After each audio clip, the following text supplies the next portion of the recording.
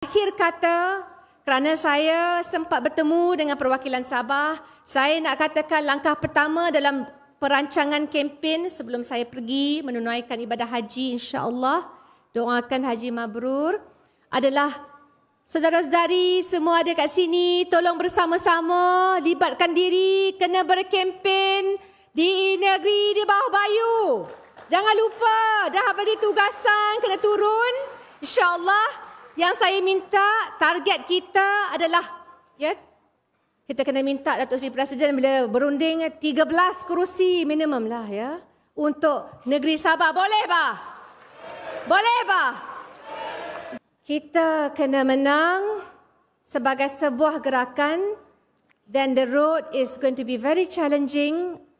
It's an uphill task. Tapi insya-Allah selagi saudara-saudari sudi, selagi saudara-saudari memahami kita kena menyelamatkan bukan sahaja kemenangan di luar, tapi juga diri kita di dalam.